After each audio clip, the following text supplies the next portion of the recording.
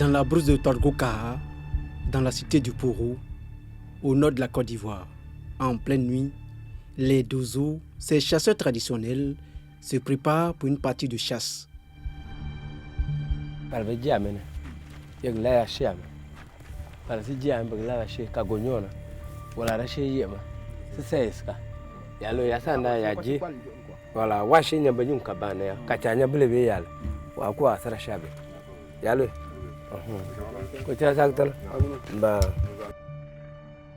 Ces hommes, aux costumes couverts de gris-gris, ces fétiches de protection, sont des tueurs de gibier.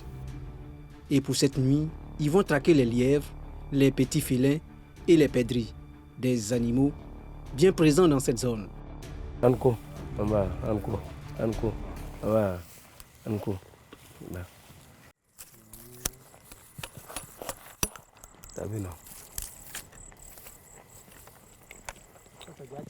C'est déjà tiré.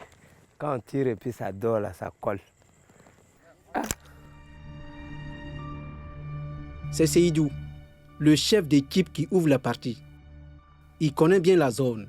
Fusil en bandoulière, torche collée au front, l'homme fonce dans la brousse à la recherche de sa cible. Quand vous chassez comme ça, il faut aussi avoir l'œil. Oui. Parce que c'est pas facile de regarder aussi loin. Tu vois un peu de lumière là-bas, non? Ouais. Voilà, c'est comme ça les lièvres sont, mais ça c'est l'oiseau.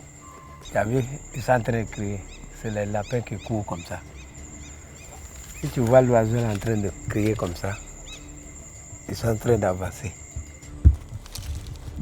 Avec ses 25 ans d'expérience, la chasse n'a plus de secret pour lui. Il en maîtrise parfaitement les techniques. Quelle est la technique que vous utilisez pour les avoir? Voilà, maintenant, je sais que la lumière est tôt. Quand lui s'allume, pour moi ça allume. Quand il voit les deux lampes comme ça, là, lui se cherche en même temps. Donc alors quand on est seul, lui il est là, ma torche est là, je fais comme ça. Tu as vu? Voilà l'autre là. Je fais comme ça, je le trompe comme ça. Jusqu'à ce qu'il n'a qu'à venir vers moi comme ça. Là je vais le tirer. Ah, donc souvent la lumière, ça les attire. Voilà, c'est la lumière tu apprends pour le tromper un peu. S'il vient rentrer, tu fais comme ça. Si tu diminues comme ça, il vient, peut-être il s'arrête là. Maintenant tu le mesures. Tu as vu, non? Dans ses pas, l'équipe de reportage, les bruits produits par notre équipe réduisent ses chances de trouver sa cible. Nous sommes tenus de rester à distance pour le laisser seul face à son destin. Quelques minutes plus tard, un coup de feu déchire le silence ambiant des lieux.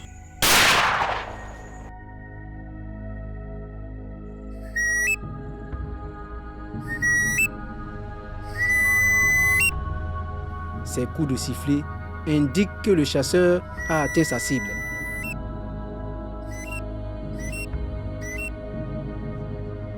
C'est Seydou, le redoutable chasseur qui ouvre les hostilités.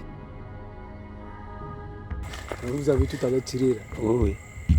Civette. Même chose comme ça, il y a d'autres qui sont plus grands que ça là. Lui il est comme ça.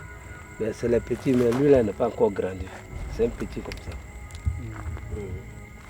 Non, la nuit là, ce sont les. Non, c'est la nuit, ils sont en train de chasser les perdrix comme ça.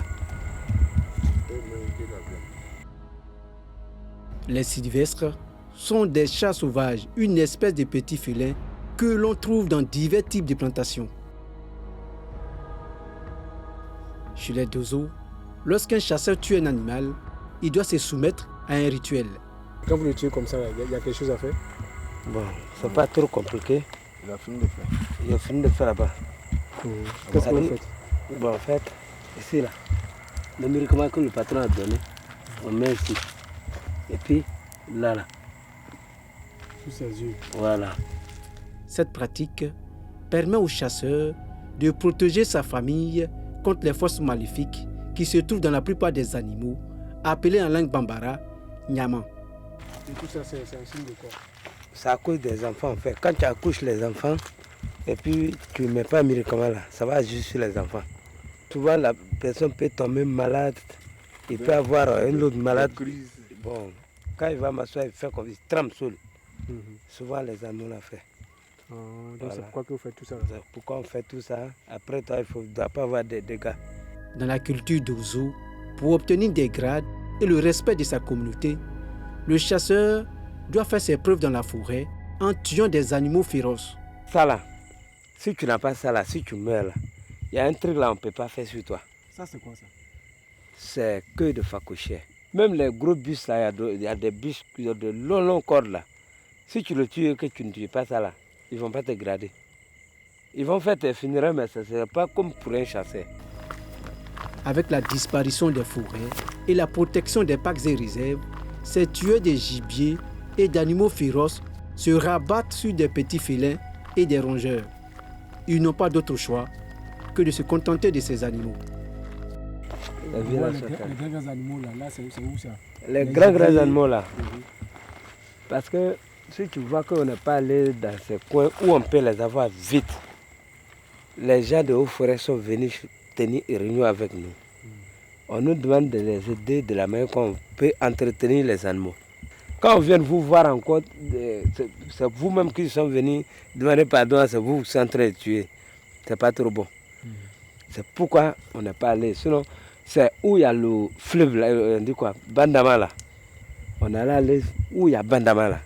Et ça coûte peut-être d'ici matin là, on pouvait tuer un. La chasse, un pan de la culture d'Ozo, est menacé de disparition du fait des nombreuses restrictions. Et pour ne pas perdre cette identité culturelle, les Dozo opèrent dans les espaces autorisés, des endroits où il est parfois difficile de croiser des animaux féroces. Dans la foulée, un autre coup de feu retentit.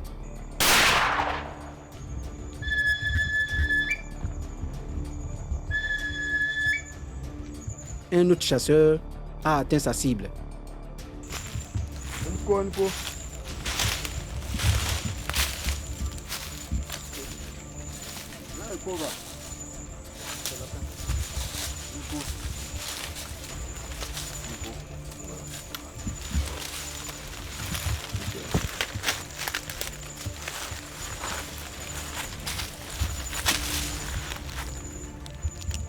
Cette fois, c'est un lièvre qui est tombé dans les pièges du chasseur. L'homme se soumet au rituel. Il enfonce dans le rectum de l'animal un objet couvert d'une poudre noire. L'animal est ensuite présenté au chef d'équipe. Il est minuit. Les chasseurs traditionnels décident de rentrer en ville avec un butin bien maigre.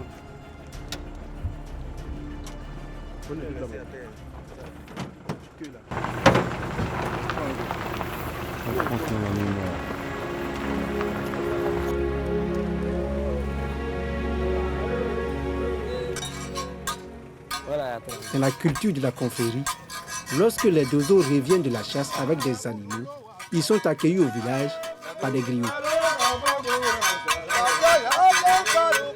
Ces derniers chantent les louanges pour n'être pas rentrés bredouilles. Les griots accompagnent ensuite les chasseurs devant les chefs de la confrérie d'Ozo pour leur présenter le fruit de la chasse.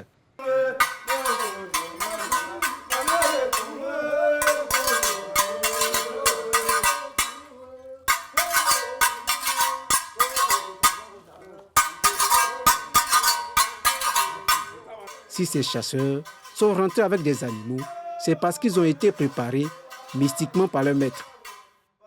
Ça, c'est... Voilà. Quand on partait, le patron a dit, le médicament que lui il a donné là, Voilà. au cas contraire, C'est ça. si un te mord comme ça, si tu enlèves d'eau pour mettre dans ta bouche, et ça passera. Voilà. Depuis qu'il m'a donné le médicament, quand je l'ai vu là, il n'a pas pu partir. Celle-là, je l'ai tué en même temps. C'est comme ton pied. Voilà. Voilà. Il faut voir comment c'est. Et tu as vu que la terre est cassée. Est-ce que ça, là, on peut manger? Si je n'amène pas là, est-ce qu'il va savoir qu'on a trouvé un?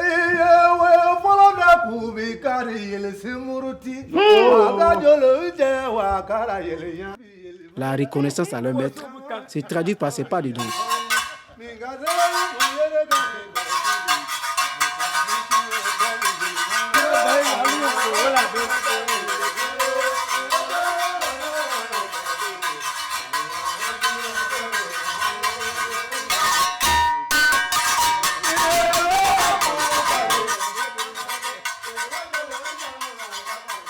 Ce qu'il dit dans sa chanson comme ça tout de suite, il demandait à savoir mais comment les Dozo, les Cédou, ils arrivent à tuer les gibiers lorsqu'ils s'en vont en brousse. Ils s'en vont, ils sont partis aujourd'hui, ils ne sont pas revenus bredouilles. Ils ont quel genre de médicaments? Voilà. Donc c'est ce que Cédou répond pour dire non, c'est grâce à nos maîtres, à nos sages, et surtout le président. Donc voilà pourquoi ils se sont levés pour venir vers le président. Il faut que nous, on soulève ses mains pour prouver réellement, en tout cas c'est un maître aussi, et grâce à lui, les gens peuvent avoir aussi les médicaments pour aller tuer les gibiers pour venir. La tradition chez les Dozo voudrait que celui qui revient de la chasse partage la viande avec sa grande famille et aux autres membres de sa communauté lorsque la partie a été fructueuse. Dans le cas contraire, la viande est partagée entre les chasseurs et le chef de la confrérie. Chez nous, on dit les musiciens là, c'est nos femmes. C'est nos femmes. Donc quand ils viennent auprès de nous comme ça, et ils chantent et ils demandent à savoir si lui se retourne chez lui à la maison, qu'est-ce qu'il dira à ses enfants, puisqu'on sait que lui est derrière les Dozo et lui il chante loin des Dozo. Qu'est-ce qu'il dira à sa femme, sachant que lui il est venu derrière de braves guerriers, des chasseurs qui tuent les gibiers. Donc il faut qu'on lui dise bon, dès que tu arrives à la maison, voilà un morceau de viande, il faudra donner ça à ta femme et elle fera une bonne soupe pour toi.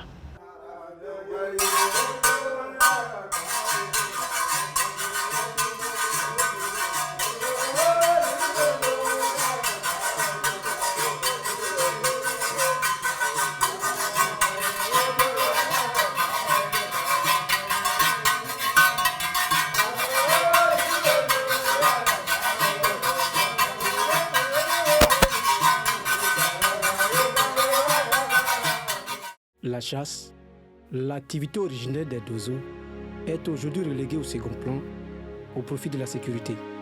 Ces chasseurs guérisseurs assurent de plus en plus la sécurité des biens et des personnes.